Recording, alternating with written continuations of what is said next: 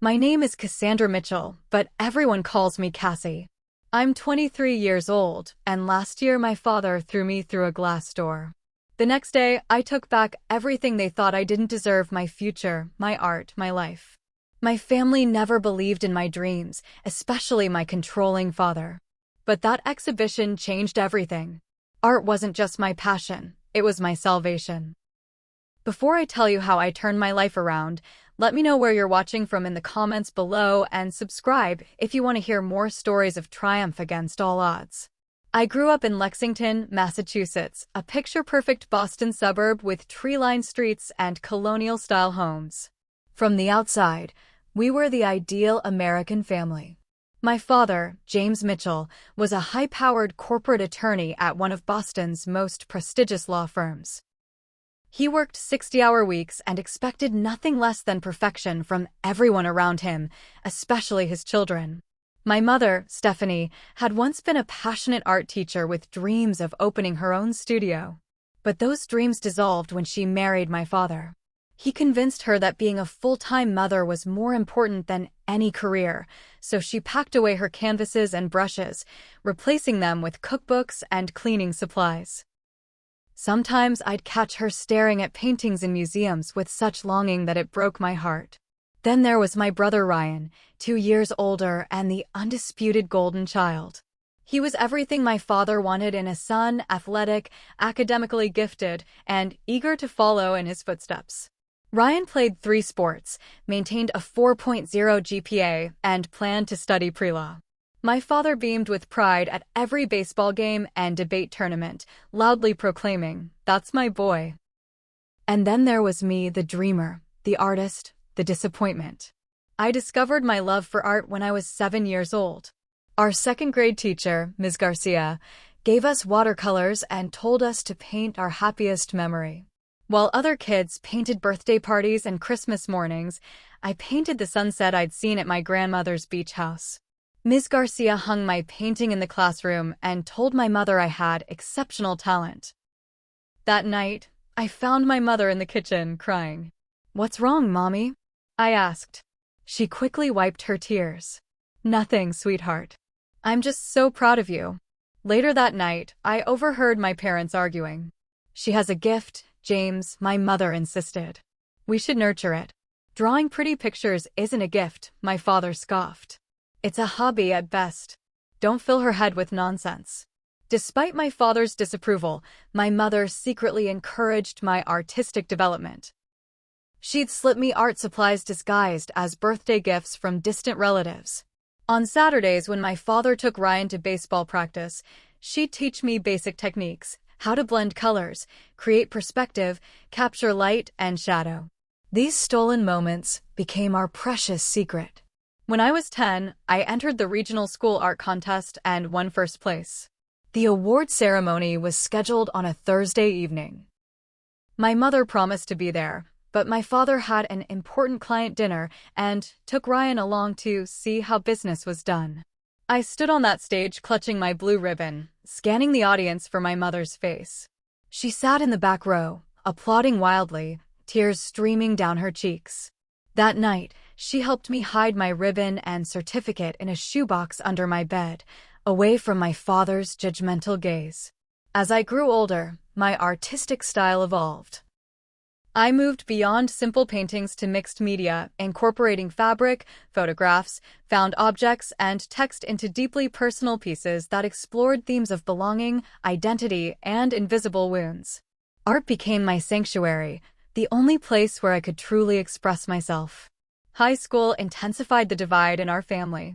While Ryan became class president and baseball team captain, I retreated further into the art room.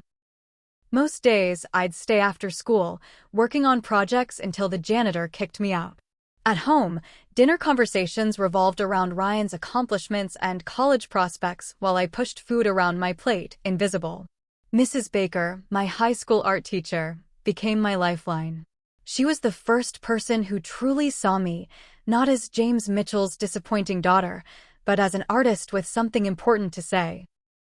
Her classroom became my refuge, a place where I could breathe freely without fear of judgment. Your work has soul, Cassie, she told me during my junior year. That's something that can't be taught. When college application season arrived, Mrs. Baker pulled me aside. Have you thought about art school? I laughed bitterly. My father would never allow it. It's not his decision, she said firmly. It's yours. For the first time, someone challenged the unwritten rule in our household. What James Mitchell says goes. Mrs. Baker's words planted a dangerous seed of possibility. What if I could choose my own path? What if my dreams mattered? That evening, I researched art schools on the library computer, afraid to leave any trace on our home internet. The Harrington School of Arts in Boston called to me with its cutting-edge program and impressive alumni. Looking at student portfolios, I finally saw people like me. People who understood that art wasn't just pretty pictures, but a language of its own, a way to speak truths too complex for words. That night, I dreamed of studios filled with light, of conversations about composition and meaning, of a place where I wouldn't have to apologize for who I was. I dreamed of belonging. But dreams in the Mitchell household were dangerous things. Senior year arrived with mounting pressure. While Ryan had already secured early admission to Harvard, following our father's alma mater, I was expected to apply to business schools. My father had mapped out my future without consulting me, a business degree, followed by an MBA, then a respectable career in marketing or finance. The Mitchell name means something in this town, he reminded me constantly. We have standards to uphold. But in the privacy of the art room with Mrs. Baker's encouragement, I was preparing a different future. We selected my strongest pieces, photographed them professionally, and crafted an artist's statement that made my hands shake with its honesty. Mrs. Baker helped me complete the Harrington application, even paying the submission fee herself when I couldn't figure out how to get the money without my parents noticing. Consider it an investment, she said. Someday, I'll tell everyone I knew Cassandra Mitchell before she was famous. The day my acceptance letter arrived, I nearly collapsed in the school hallway. Not only had Harrington accepted me, but they'd offered a partial scholarship based on my portfolio. Mrs. Baker hugged me so tightly I could barely breathe. I'm so proud of you, she whispered. So incredibly proud. I carried the letter in my backpack for 3 days, trying to gather courage. Finally, I decided to share the news during Friday night dinner, when my father was usually in his best mood after a successful week. The scene is forever etched in my memory. Our formal dining room with its heavy mahogany table, the good china that only came out for dinner guests, my mother's pot roast steaming in the center. Ryan was home from Harvard for the weekend, regaling us with stories of his political science professor who had connections to the Supreme Court. I have news, I said during a rare moment of silence. My voice sounded strange to my own ears, too high, too shaky. 3 pairs of eyes turned toward me with varying degrees of interest. I've been accepted to Harrington School of Arts. With a scholarship. The silence that followed was deafening.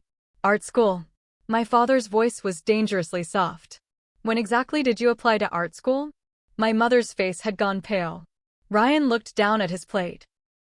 It's one of the best in the country, I continued, words tumbling out.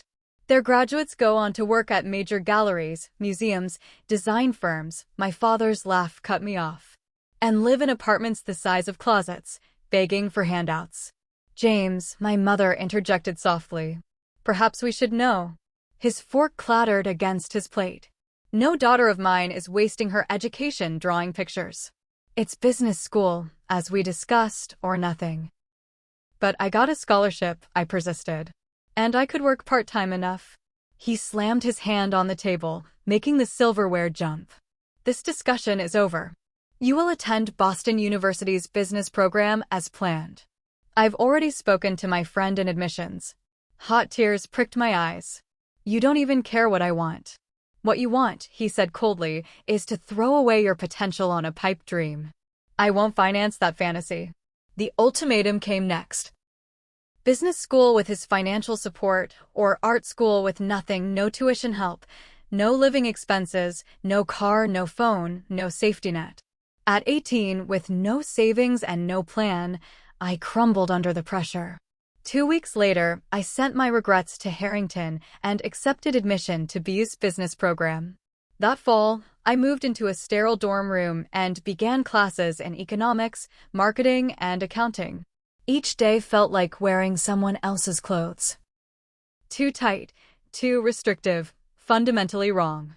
I went through the motions, taking notes and passing tests, while a vital part of me withered. Depression settled over me like a heavy blanket. I stopped calling home. I skipped meals. I lay in bed staring at the ceiling, wondering how I'd survive 4 years of this soul-crushing conformity. My roommate, concerned about my increasing isolation, suggested the campus counseling center, but the thought of explaining my situation to a stranger seemed impossible. Instead, I found solace in the only way I knew how. Late at night, when my roommate was asleep, I'd slip out to the common room with a sketchbook.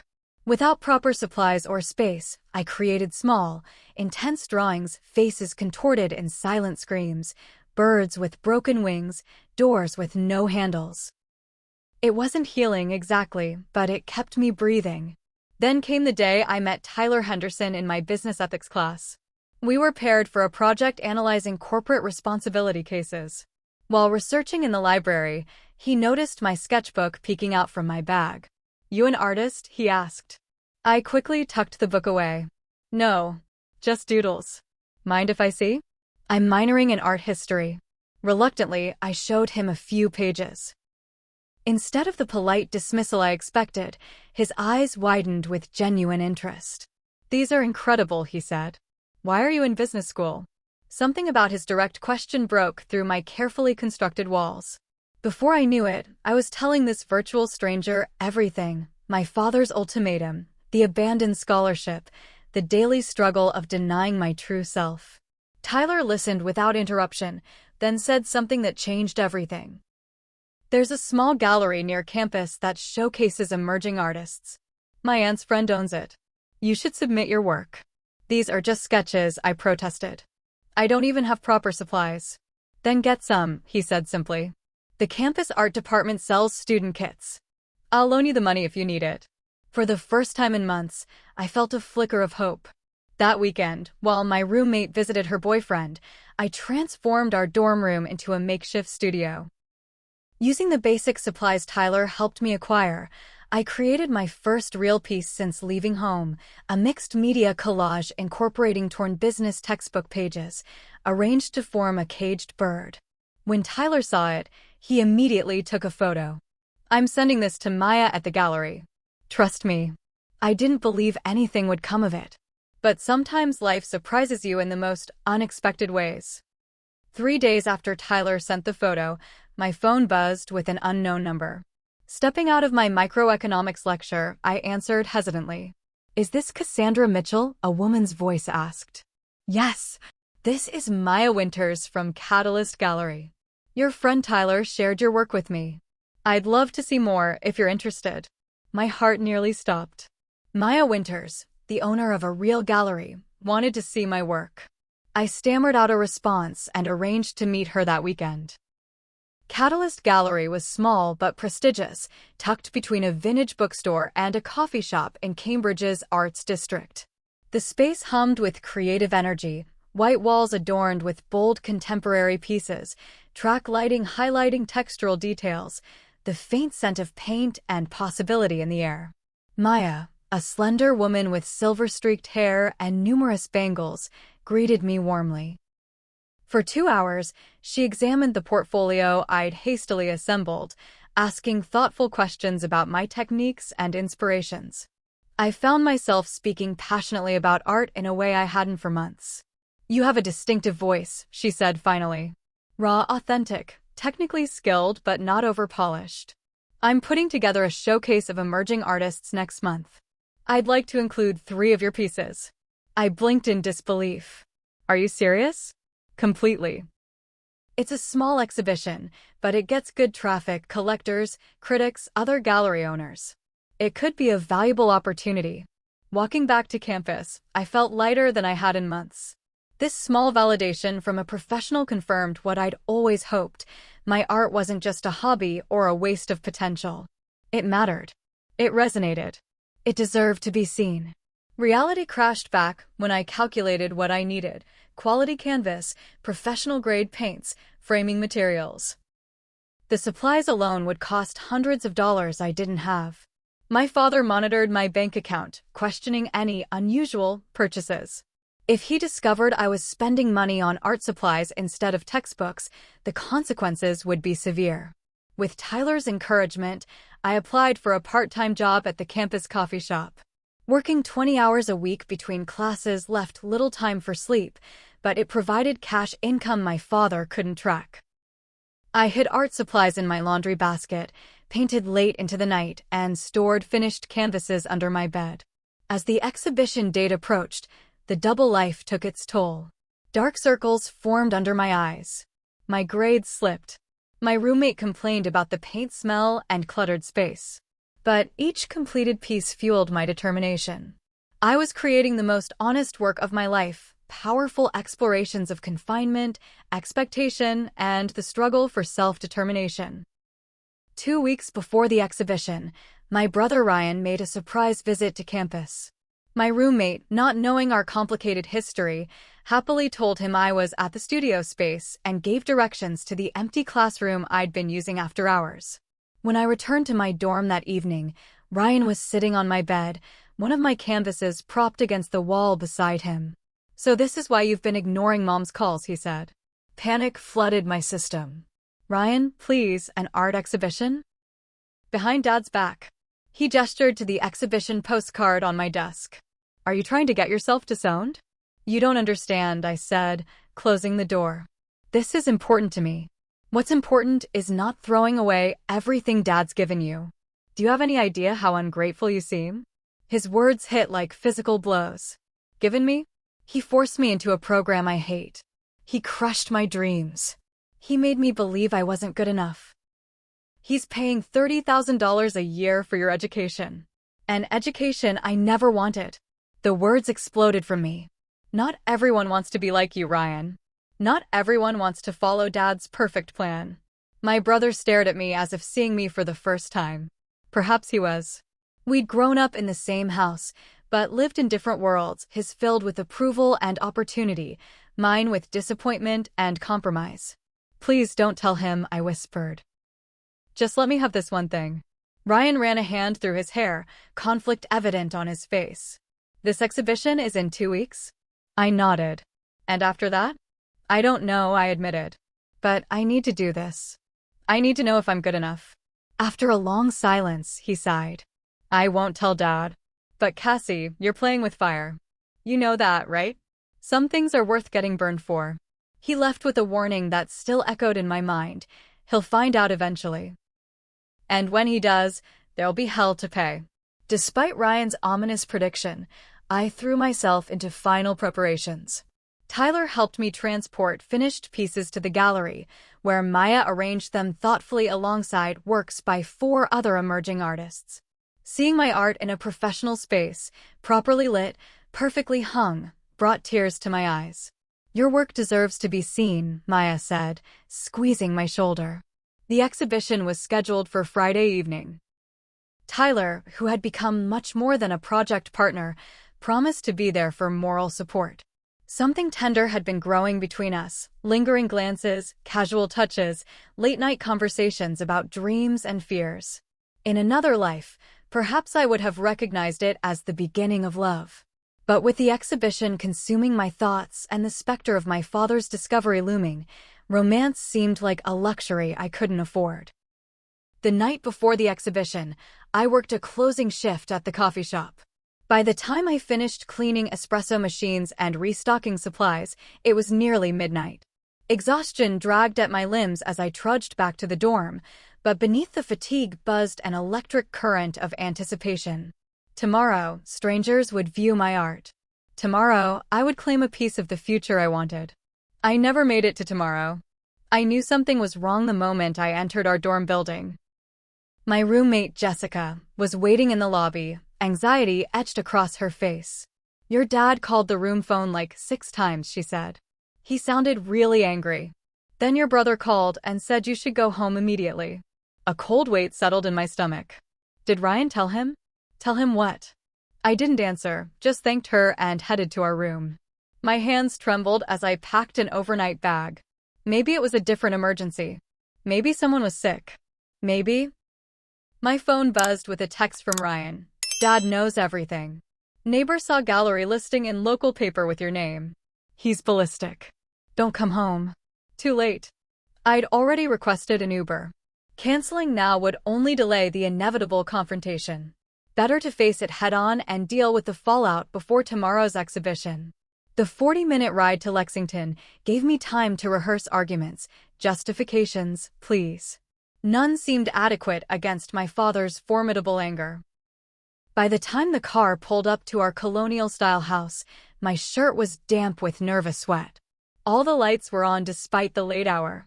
I paid the driver and stood on the sidewalk, staring at the home that had never felt like mine. Through the bay window, I could see my father pacing, drink in hand. My mother sat rigidly on the edge of the sofa. Ryan leaned against the fireplace, arms crossed defensively. Taking a deep breath, I walked up the brick pathway and opened the front door. The silence hit me first, that peculiar, charged silence before a storm breaks.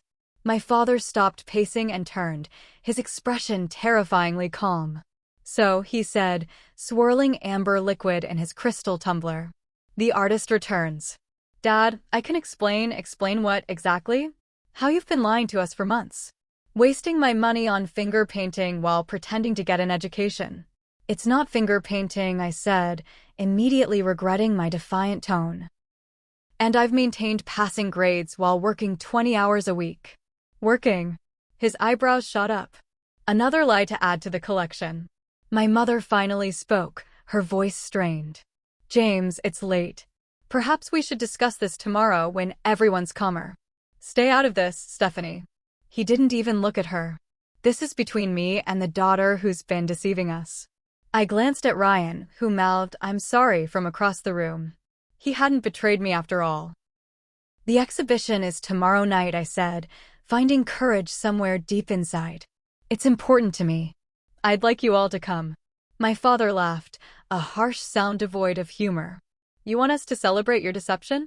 Your complete disregard for everything we've sacrificed to give you opportunities. I never asked for those particular opportunities, I countered. I've only ever wanted to pursue art. That's not a crime. No, the crime is throwing away a premium education to chase childish fantasies. His voice rose with each word. Do you have any idea how difficult it was to secure your place at BU? The strings I pulled? The favors I called in? I never asked you to do that. Because you're too immature to understand what's best for you. I'm 22 years old. I shouted back, my own anger finally breaking through. I'm old enough to decide my own future. Not while I'm paying for it, he snarled. You want to be an artist? Fine. Do it without my money. Without my car. Without my support. James, my mother interjected, rising from the sofa. You don't mean that. I absolutely do. He turned to me, eyes cold as winter. Tomorrow morning, you will call this gallery and cancel your participation. You will return to school and focus on your business studies. Or you will be completely on your own. The ultimatum hung in the air, a guillotine blade suspended over my future. For a moment, I considered surrender, retreating back into the cage of his expectations, abandoning my art once again. The familiar fear of disappointing him, of losing everything, nearly overwhelmed me. Then I thought of my paintings hanging in Catalyst Gallery. I thought of Maya's belief in my talent. I thought of Tyler's unwavering support. I thought of the countless nights I'd spent creating despite exhaustion, despite doubt, despite this very fear. No, I said, the word surprisingly steady. What did you say? I said no. I won't cancel. This is too important. His face darkened. Then get out of my house. I'll get my things in the morning. I turned toward the door, determined to leave before tears betrayed me. You'll get nothing, he growled, following me. Everything in your room, I paid for. Everything you own, I provided. I kept walking, my back to him, heading for the patio door, a shortcut to the driveway. Then I'll leave with nothing. I felt his hand grip my arm, spinning me around. Don't you dare walk away from me. Let go. I tried to pull free, but his fingers dug deeper. James. My mother rushed forward. Stop this. You've never appreciated anything we've done for you, he continued, ignoring her. Always the victim, always the misunderstood artist. I yanked my arm, finally breaking his grip. You've never seen me. Not once. Something snapped in his eyes. As I turned again toward the door, his hand struck my shoulder, shoving me forward with unexpected force. I stumbled, arms flailing, unable to catch my balance. The glass patio door shattered around me in a deafening crash. Sharp pain exploded across my skin as I fell through, landing hard on the concrete beyond. For a moment, everything went silent and still. Then the chaos erupted. My mother's scream pierced the night. Ryan shouted something I couldn't understand. Neighbors' lights flicked on. And my blood, spread in small rivulets across the patio. I lay there amid glittering shards, too shocked to move. My father stood frozen in the doorframe, the rage on his face replaced by wide-eyed horror. Cassie, he whispered.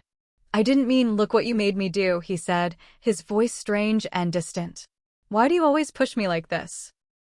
In that moment, something crystallized inside me. The spell was broken. The fear that had controlled me for years evaporated, replaced by a cold clarity. This man, this angry, controlling man, had no power over my future unless I gave it to him. My mother knelt beside me, heedless of the glass cutting into her knees. We need an ambulance, she sobbed, examining cuts on my arms and face. No hospitals, I said, wincing as I sat up. I'm okay. I wasn't okay, not even close. But a hospital meant police reports and questions I wasn't prepared to answer. It meant missing tomorrow's exhibition. It meant giving him another way to control the narrative. Somehow I made it to my feet, ignoring the stinging cuts and what would later prove to be a sprained wrist. Glass tinkled as it fell from my clothes. Blood dripped onto the patio stones. This is what you wanted, my father said, his voice regaining its accusatory edge. To turn everyone against me. To play the victim. James, for God's sake, my mother hissed. Look what you've done. I limped past them both, through the house to the front door. Ryan followed, his face ashen. Let me drive you to the hospital, he pleaded. I need my phone, I said, ignoring his offer. And my wallet. He retrieved both from where I'd dropped them during the argument. Cassie, please. You're hurt. I've been hurt for years, I replied. This is just the first time it shows. Outside, I called Tyler with shaking hands. He answered on the first ring, voice thick with sleep. Can you come get me? I asked, unable to keep my voice steady. Something happened. Where are you? Are you okay? I'm at my parents' house. And no, I'm not okay. But I will be. As I waited on the curb, watching blood seep through my torn sleeve, I made a decision. Tomorrow would still be my exhibition day. And the day after that would be the first day of my real life. The one I chose for myself, the one I deserved all along.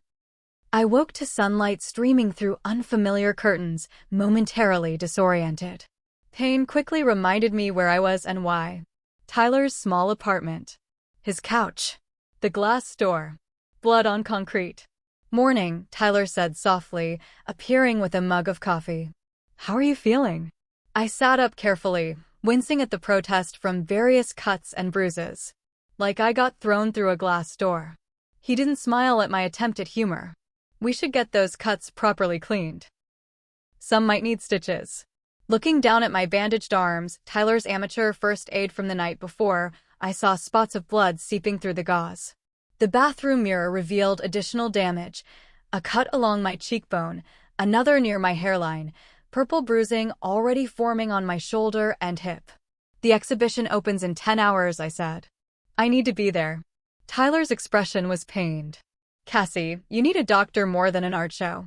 I can do both. He knew better than to argue. An hour later, we sat in the urgent care waiting room. The doctor, a kind woman with gray-streaked hair, listened to my story about falling through a glass storm door, with obvious skepticism. These injuries, she said carefully, examining the pattern of cuts, are consistent with someone going through glass forcefully, not accidentally falling. I met her concerned gaze without flinching. I'm aware. She seemed to understand my unspoken message. After cleaning and properly dressing my wounds, applying liquid stitches to the deeper cuts, and confirming my wrist was sprained rather than broken, she handed me her card. If you need resources, she said meaningfully, or decide to file a report, call my office directly. I thanked her and tucked the card away, knowing I wouldn't use it. Some wounds couldn't be addressed by police reports or restraining orders. By late afternoon, the physical pain had dulled to a manageable throb thanks to prescribed medication. The emotional wounds remained raw, but I channeled that pain into determination. I would stand in that gallery tonight. I would not be erased. Tyler helped me dress in the black dress and boots I'd planned to wear, now paired incongruously with white bandages and bruises. The outfit couldn't completely hide the evidence of what had happened, but I made no attempt to disguise it with makeup. Let people see. Let them ask questions. Let the truth exist in the open for once. We arrived at Catalyst Gallery 30 minutes before the official opening. Maya gasped when she saw me, rushing forward then stopping short, afraid to hurt me with a hug. What happened? She asked, eyes wide with concern. Family disagreement, I said simply. But I'm here. She squeezed my unbandaged hand. You're incredibly brave. The exhibition space looked magical. Professional lighting highlighted the textural elements of my mixed media pieces. The gallery had printed artist statements on elegant cards beside each work. Seeing my name on the wall, Cassandra Mitchell, sent a surge of pride through my battered body.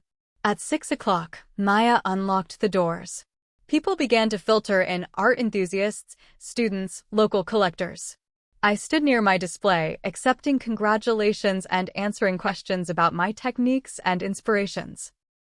No one directly mentioned my injuries, though I caught concerned glances and whispered speculations. Tyler remained protectively close, fetching water when my voice grew hoarse, steering away conversations when I needed a moment to rest. His gentle attentiveness felt like a revelation after years of my father's harsh judgment. An hour into the event, I was explaining the symbolism in my largest piece, a mixed media exploration of identity featuring fragmented mirrors and tangled red thread. When Tyler touched my arm, "Cassie," he said quietly, "your mother and Ryan just walked in." I turned to see them standing uncertainly near the entrance. My mother wore a navy dress I'd never seen before, clutching her purse like a shield. Ryan, in a button-down shirt and slacks, scanned the room with nervous energy. "Excuse me," I said to the art students I'd been speaking with. Walking toward my family felt like crossing an invisible boundary. My mother's eyes filled with tears when she saw my injuries in the gallery's bright lights. "Oh, Cassie," she whispered, reaching toward my face then dropping her hand. "You came," I said, voice tight with emotion. "Of course we came," Ryan replied. "We should have come to every art event you ever had." My mother glanced around the gallery, taking in the sophisticated space and appreciative crowd. "Your work is displayed so beautifully. Would you like me to show you around?" I offered. As I guided them through the exhibition, explaining each piece, I watched understanding dawn on their faces. My art wasn't just pretty pictures or wasted potential. It was my voice, my truth, my way of processing the world. My mother lingered before my centerpiece, a haunting exploration of silenced voices featuring delicate paper birds caught in barbed wire. "I should have fought harder for you," she said, so quietly I almost missed it. "You're fighting now," I replied. "That matters." Ryan stood awkwardly before my most autobiographical piece, a mixed media work showing a family dinner table with one chair broken and overturned. "He's not coming, is he?" I asked. Ryan shook his head. "He's furious. About everything. Everything being my existence." "No," my mother interjected. "His loss of control. He's threatening to cut you off completely, car, phone, tuition. He says you've made your choice." The threat that once would have terrified me now seemed almost laughable. "I have made my choice." Finally. Before she could respond, a distinguished man in wire-rimmed glasses approached us. "Excuse me, are you Cassandra Mitchell?" I nodded. "Nathan Powell, art critic for the Boston Arts Review. He extended his hand. I'm quite taken with your work. The emotional honesty is extraordinary. My mother and brother watched wide-eyed as this respected critic dissected the technical and thematic elements of my art, praising my sophisticated understanding of negative space and compelling visual metaphors. I'd like to include you in a feature I'm writing on emerging voices in mixed media, he concluded. And I believe Catherine Chan from Prism Gallery in the South End would be very interested in your work. May I introduce you? As Powell led me toward a stylish woman across the room, I glanced back at my mother and brother. Their expressions had transformed from sympathy to something approaching awe. For the first time, they were seeing me through outside eyes, not as the family disappointment, but as an artist worthy of recognition. The next 2 hours passed in a blur of introductions, discussions, and unexpected opportunities. Catherine Chan invited me to submit work for her gallery's upcoming show. A collector purchased my centerpiece for $800. Powell introduced me to the curator of a small museum who expressed interest in including my work in a group exhibition. By the time the event wound down, Maya was beaming. For pieces sold, including your centerpiece. Plus several serious inquiries for commissions. She handed me an envelope. Your portion of tonight's sales, minus gallery commission. Not bad for an emerging artist.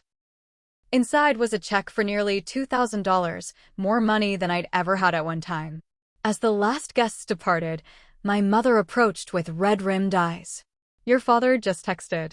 She hesitated. He's arranged to have your car repossessed tomorrow. And he's canceling your phone service and tuition payment. Ryan joined us, face grim. He's serious this time, Cassie. He says you can either come home tonight and fix this mess or consider yourself on your own. I looked down at the check in my hand, then around at the gallery where my art hung proudly. I am on my own. And for the first time, that feels right. My mother squeezed my hand. I'll find a way to help you. Without him knowing. No, I said firmly. I don't want you caught in the middle. I'll figure this out. As they prepared to leave, Ryan pulled me aside. There's something else you should know. Powell isn't the only one who noticed your exhibition. He showed me his phone, open to our local newspaper's website. Dad saw this article an hour ago. The small headline read, "Daughter of prominent attorney among emerging artists featured at Catalyst Gallery." He's furious about the family name being associated with. Ryan trailed off. With art, I supplied. With creativity? With independent thought. He's threatening to come down here and put an end to this embarrassment. I should have been frightened. Instead, I felt strangely calm. Let him come. After my mother and brother left, promising to visit soon, Tyler helped Maya close the gallery. As we secured the last display lights, the front door banged open with such force that the bell nearly flew off. My father stood in the doorway, still in his work suit, face contorted with rage. Where is she? Maya stepped forward, professional smile firmly in place. I'm sorry, sir, the exhibition is closed for the evening. I'm not here for art, he spat. I'm here for my daughter. I emerged from the back room, Tyler protectively at my side. I'm right here. My father's eyes widened at the sight of my bandaged face and arms, evidence of his violence now publicly displayed. For a moment, something like shame flickered across his features. Then his jaw hardened. Get your things. We're going home. Now. No, I said simply. I'm not going anywhere with you. This childish rebellion ends tonight, he growled, stepping toward me. You've made your point. You've embarrassed the family. Enough. Sir, Maya intervened, I must ask you to lower your voice or leave. He ignored her completely. Look at yourself, he said to me. Battered and bruised, throwing away your education, your future, everything we've given you for what? To hang scribbles on a wall. The old fear tried to surface, the instinct to apologize, to placate, to shrink. But something stronger pushed it aside. Those scribbles sold for $2,000 tonight. A critic wants to feature me in the Boston Arts Review. A gallery owner in the South End wants my work. Beginner's luck, he scoffed. In 6 months, you'll be broke and begging to come home. Maybe, I acknowledged. But they'll be my choices, my consequences, my life. Not while you're spending my money. I'm not, I said, holding up Maya's check. And I'll return your car tomorrow. Keep the phone. Keep the tuition. Keep everything that comes with strings attached. His face darkened. You ungrateful little, sir. Maya's voice cut through his building tirade. This is private property, and you are harassing my artist and disrupting my business. Leave now, or I'm calling security. As if summoned by her words, the gallery's security guard appeared from his rounds. My father glanced between the guard, Maya's resolute expression, and my unbending stance. For the first time in my life, I saw him retreat. When you fail, and you will fail, don't come crawling back, he said, straightening his tie. You've made your choice. Yes, I agreed. Finally, I have. He turned and stormed out, the gallery door slamming behind him. The silence that followed felt like oxygen flooding into lungs too long deprived. Maya touched my shoulder gently. Are you okay? I nodded, surprised to find it was true. I think I am. As Tyler drove me back to his apartment, I gazed out the window at the city lights.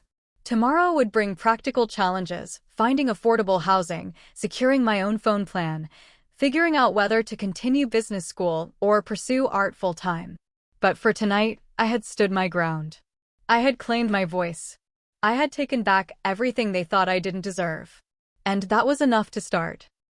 The morning after the exhibition, my phone buzzed with text notifications, the last messages it would receive on my father's family plan.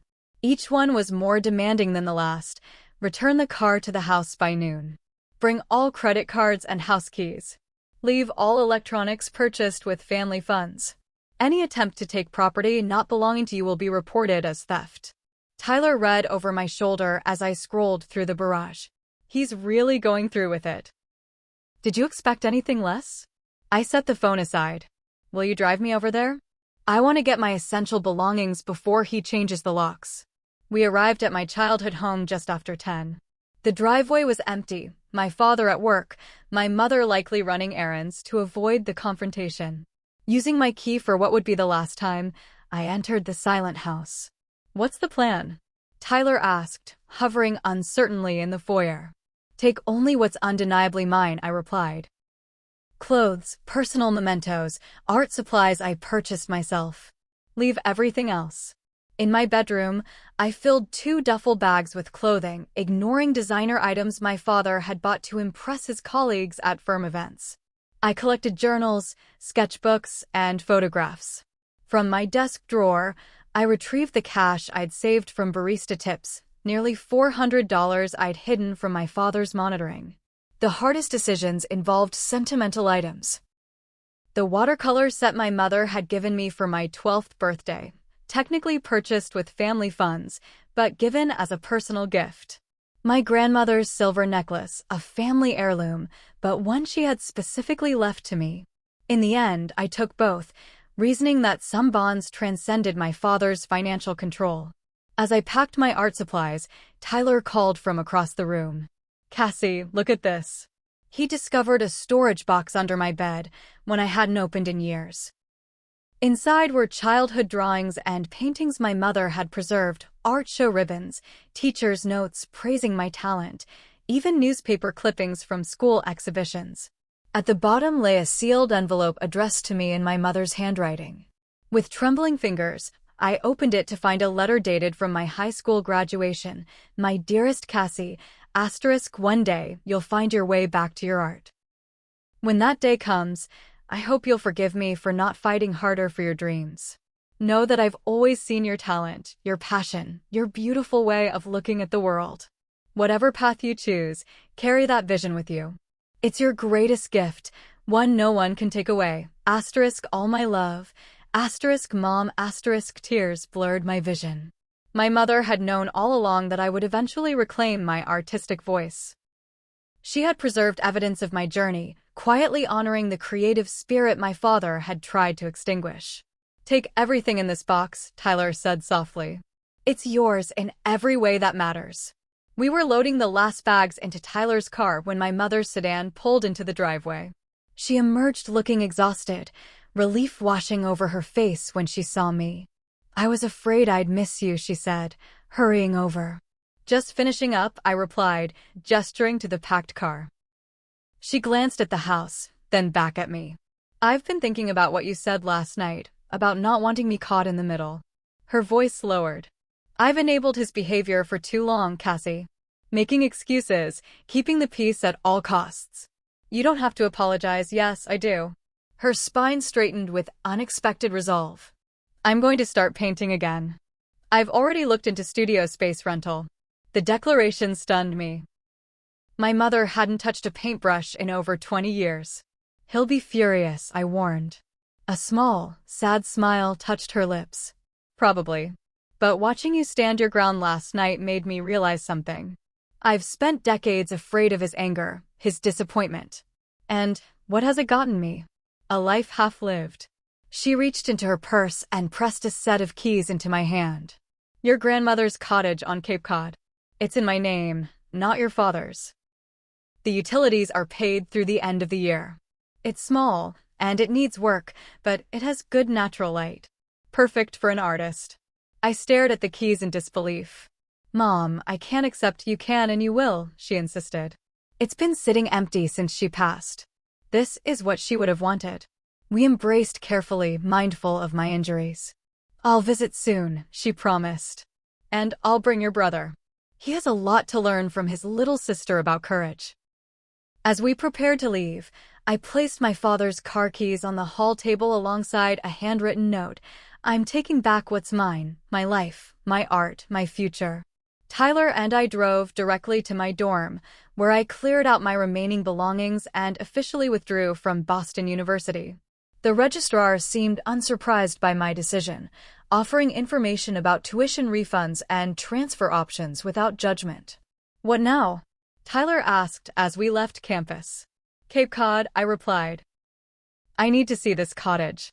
3 hours later, we pulled up to a weathered cedar-shingled cottage nestled among scrub pines. Though small and clearly uninhabited for some time, the structure was sound. Large windows faced the ocean, capturing extraordinary light. The main room, with its vaulted ceiling, seemed designed for an artist's studio. "It's perfect," I whispered, emotions threatening to overwhelm me. As Tyler helped carry in my belongings, my phone buzzed one final time before service disconnected. A message from Maya at the gallery: "All your pieces sold.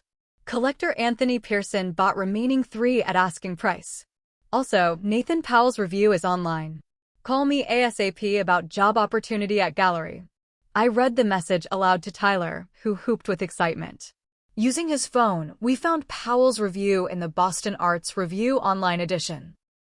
Among the emerging artists featured at Catalyst Gallery this month, one stands out with particular promise. Cassandra Mitchell's mixed media explorations of identity, confinement, and self-determination reveal technical sophistication and emotional depth rare in artists twice her age. Her work speaks to the universal human experience of finding one's voice amid external pressures. Mitchell is unquestionably an artist to watch. The validation from a respected critic, coming after years of being told my art was worthless, left me speechless. Tyler, understanding the magnitude of the moment, simply held me as I processed what this meant. Over the next few days, a new life began taking shape. Tyler helped me set up the cottage's main room as a studio, hanging drop cloths and arranging my limited supplies. Using the exhibition proceeds, I purchased a basic prepaid phone and opened my first independent bank account. Maya offered me part-time work at Catalyst Gallery, enough hours to cover essentials while leaving time for creating art. With Tyler commuting to the Cape on weekends, our relationship deepened beyond friendship. Our first kiss happened naturally as we watched the sunset from the cottage's small deck, the taste of salt air mingling with the sweetness of new beginnings. "I've never seen you like this," he said, tucking a strand of hair behind my ear. "You're luminous." I understood what he meant. Despite the lingering physical pain and financial uncertainty, I felt more alive than I had in years. Creating freely, without fear of judgment or retribution, had awakened something essential in me. 2 weeks after leaving my father's house, I met with Catherine Chen at Prism Gallery in Boston's South End. She reviewed my portfolio thoughtfully, occasionally nodding or making notes. "Your work reminds me of early Louise Bourgeois," she said finally. The same fearless exploration of family dynamics and female identity. Coming from her, the comparison was extraordinary praise. "I'm curating a show called Emerging Voices for next spring," she continued. "I'd like to feature your work prominently, say, 8 to 10 new pieces." I'd be honored, I managed, trying to maintain professional composure despite my internal excitement. "The theme explores artists breaking conventional boundaries," she explained. "Your personal story, combined with the strength of your work, fits perfectly.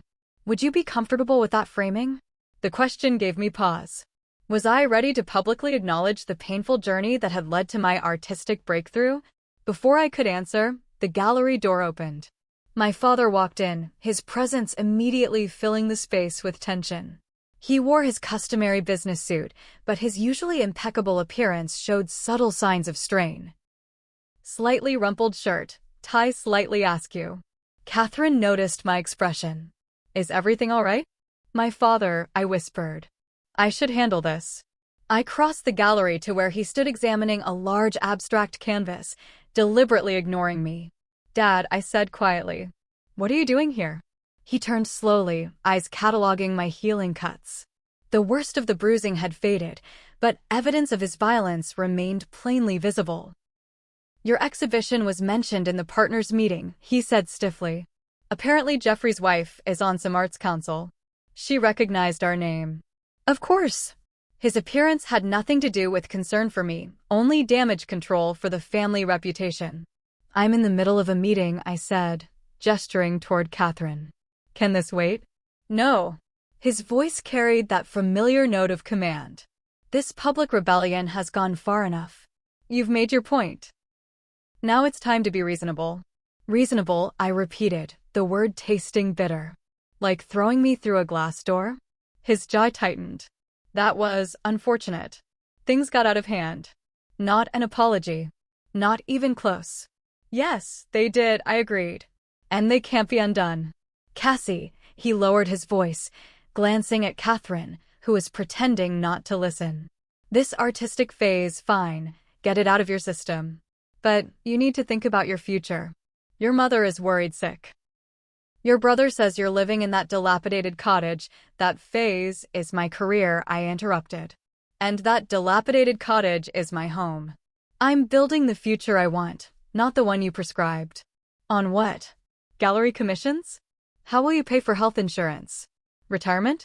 Have you thought about any of that?" The old fear flickered, fear of failing, of proving him right. I pushed it aside. "I'm figuring it out day by day," I said honestly. "But I'd rather struggle doing what I love than succeed at something that suffocates me." Catherine approached, extending her hand to my father. "Catherine Chen, gallery owner. You must be Mr. Mitchell.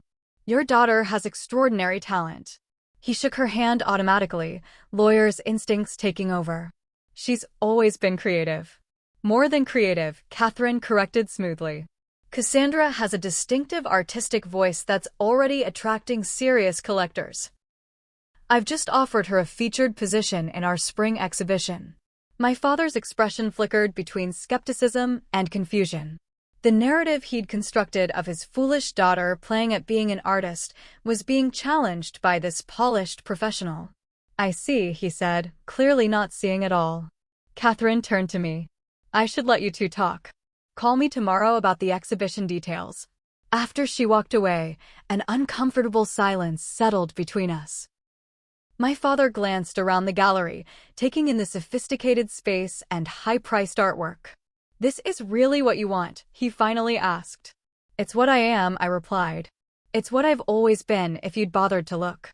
He straightened his tie, retreating behind his professional facade. "Your mother wants to know if you'll come for dinner Sunday.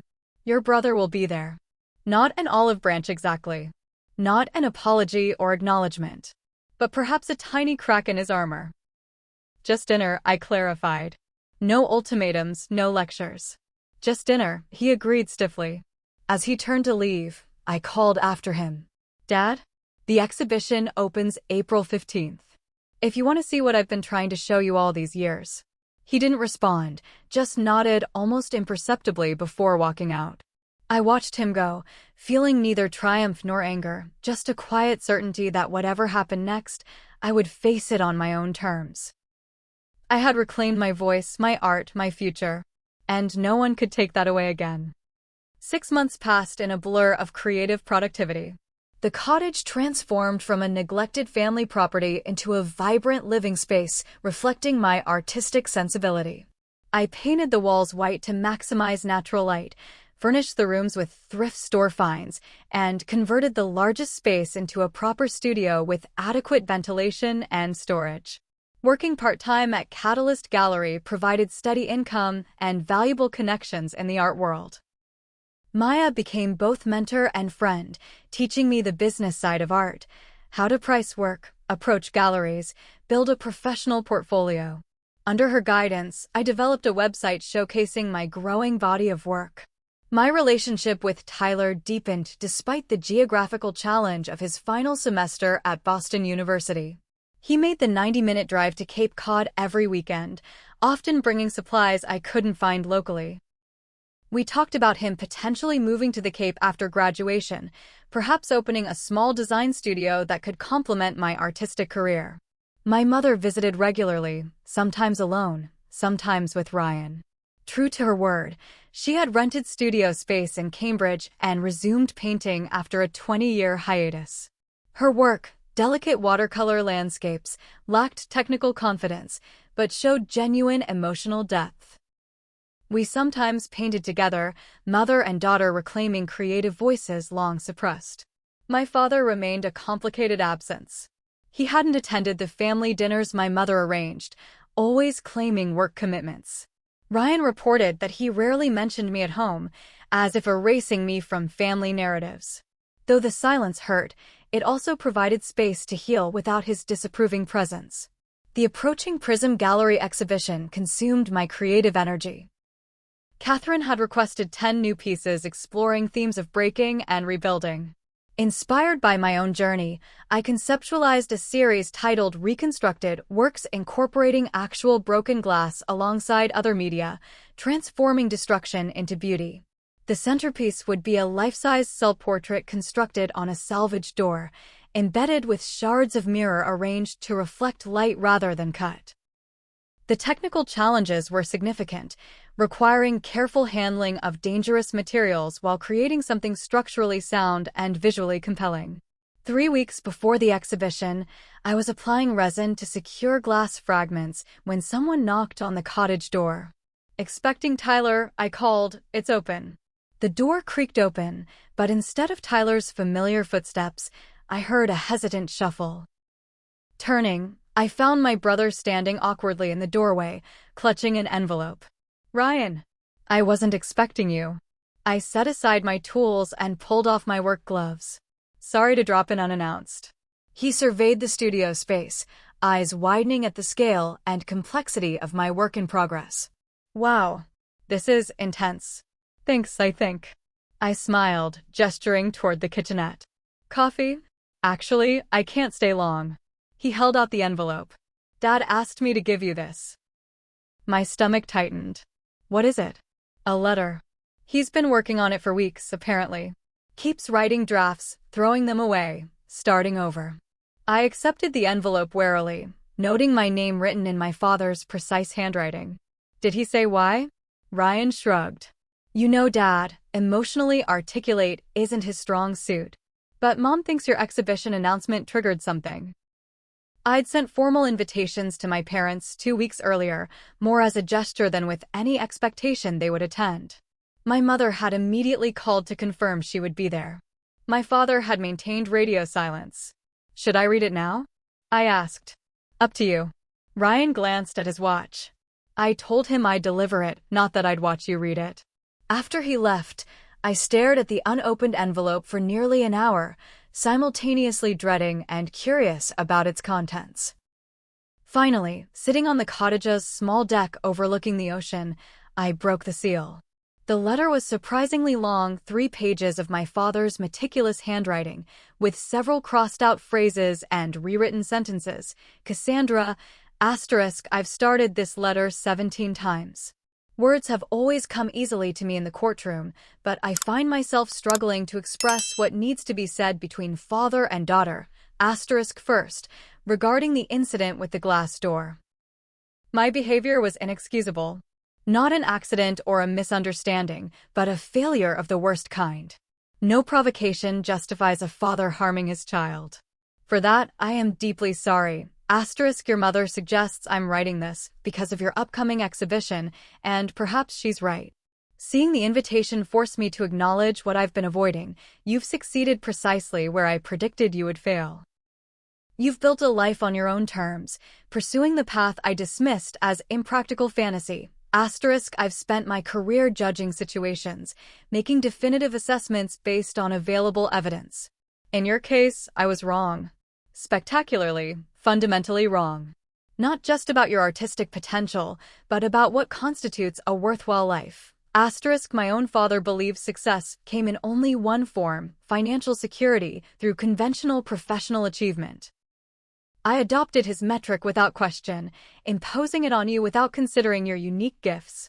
In doing so, I nearly destroyed something precious. I don't expect forgiveness. I'm not sure I deserve it. But I want you to know that despite my catastrophic failure to show it, I have always been proud of your determination and courage, qualities that ironically enabled you to break free from my destructive influence. If you're willing, I would like to attend your exhibition. Not to reconcile. That would be presumptuous, but to finally see what you've been trying to show me all these years. Your father. James Mitchell. I read the letter 3 times, emotions shifting with each reading. Skepticism giving way to cautious belief in his sincerity. Not quite an apology, not quite a reconciliation, but acknowledgement.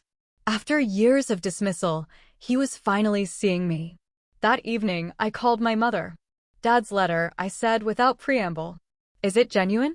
She sighed deeply. As genuine as he's capable of being right now. He's struggling, Cassie. Not just with you, but with himself.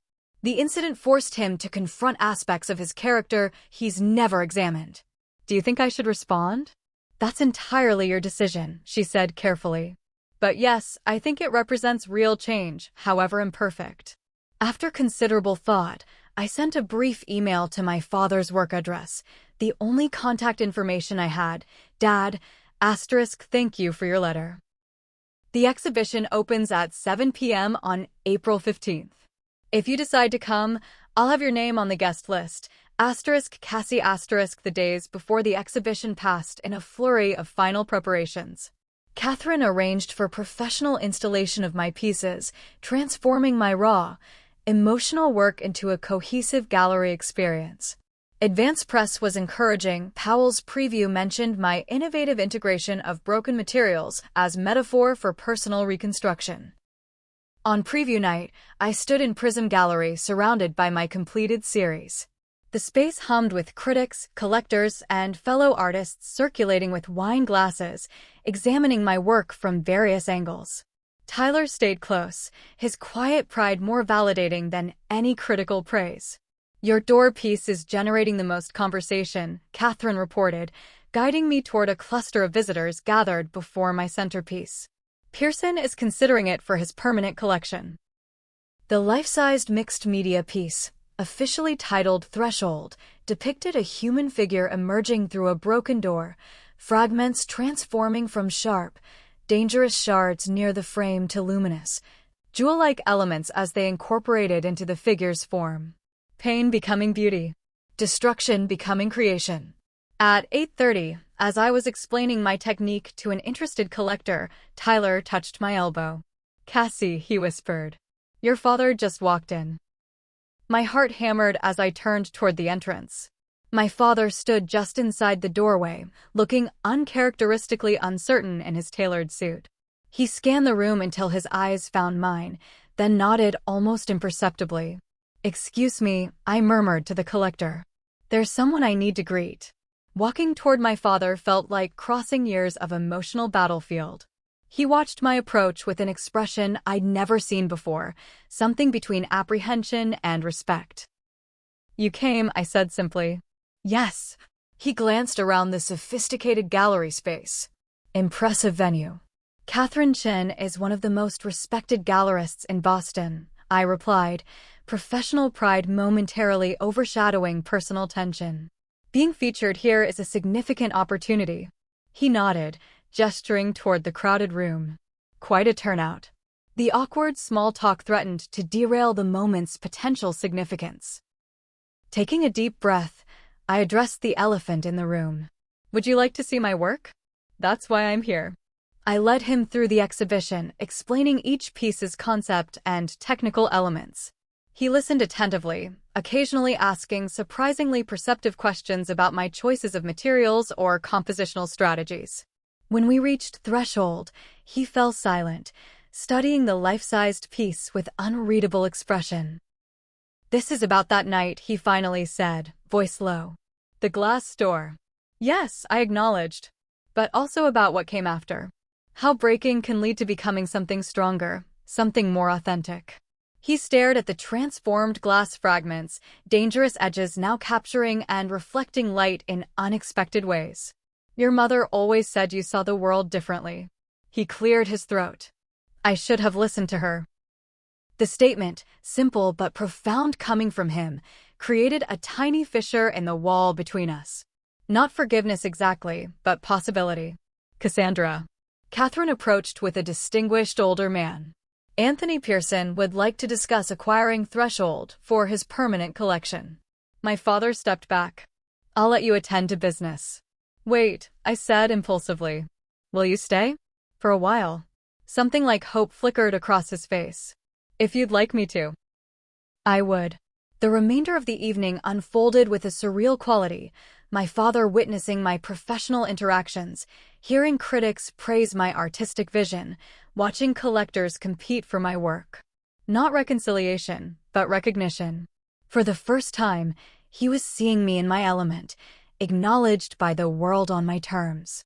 When the event concluded, he approached as Tyler and Catherine helped close the gallery. "Congratulations," he said formally. "You've clearly found your calling." "Thank you for coming," I replied. "It meant a lot." He nodded, hesitating before adding, "Your mother mentioned you're teaching a workshop for young artists next month." "At the Community Arts Center, yes.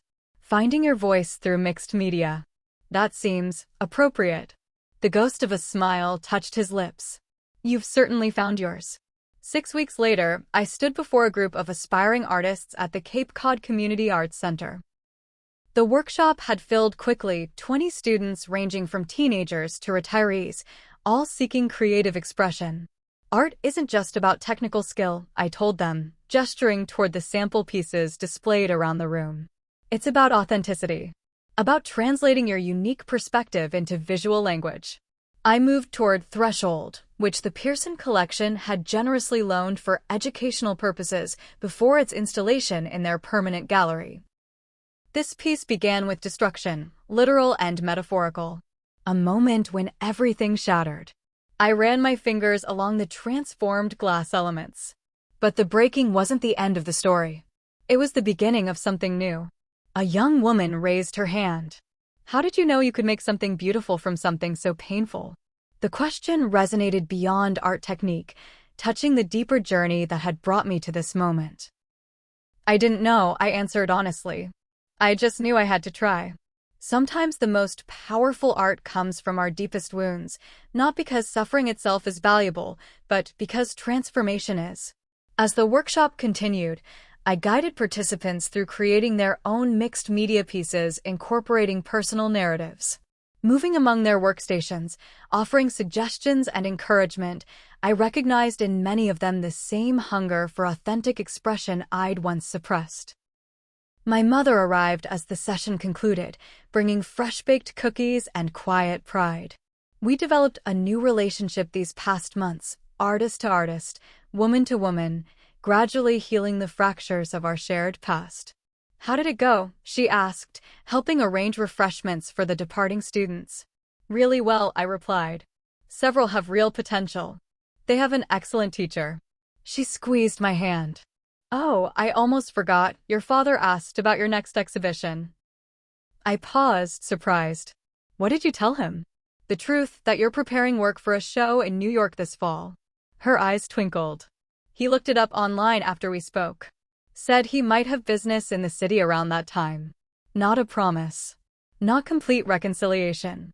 But another small step forward. Later that evening, as Tyler and I walked along the beach near the cottage, I reflected on the journey of the past year. From being thrown through glass to creating art that transformed brokenness into beauty. You know what amazes me most? I said, watching the sunset paint the ocean in fiery hues. Not the exhibitions or sales, but the fact that I finally believe in my own voice. Tyler wrapped his arm around my shoulders. Everyone else sees what I've always seen in you. The talent was never the question, just whether you'd get the chance to share it with the world. We stopped walking, facing the expansive horizon. The cottage lease is up next month, I said. I'm thinking about buying it. Making it permanently mine. Big step. It feels right. This place, it's where I found myself again. I turned to face him directly. Would you consider making it yours too? After graduation. His smile answered before his words. Nothing would make me happier. As twilight deepened around us, I thought about the email I'd received that morning. An invitation to speak at a conference for young artists about finding authentic creative expression. The theme, breaking boundaries, building futures. I'd broken through the boundaries others had set for me. I'd reclaimed everything they thought I didn't deserve: my voice, my vision, my right to define success on my own terms. The journey hadn't been easy, and some wounds would always leave scars, visible and invisible. But those very wounds had shaped my art, my perspective, my capacity for empathy. Sometimes being broken is the beginning, not the end. Sometimes the most beautiful light shines through the places where we've been shattered and carefully, lovingly rebuilt. So what about you? Have you ever had to fight for your own dreams against others' expectations? Have you transformed pain into something meaningful? Share your story in the comments below. I'd love to hear how you've reclaimed what's rightfully yours. Don't forget to like and subscribe if this resonated with you, and thank you for being part of this journey with me. Remember, your voice matters and your story deserves to be told.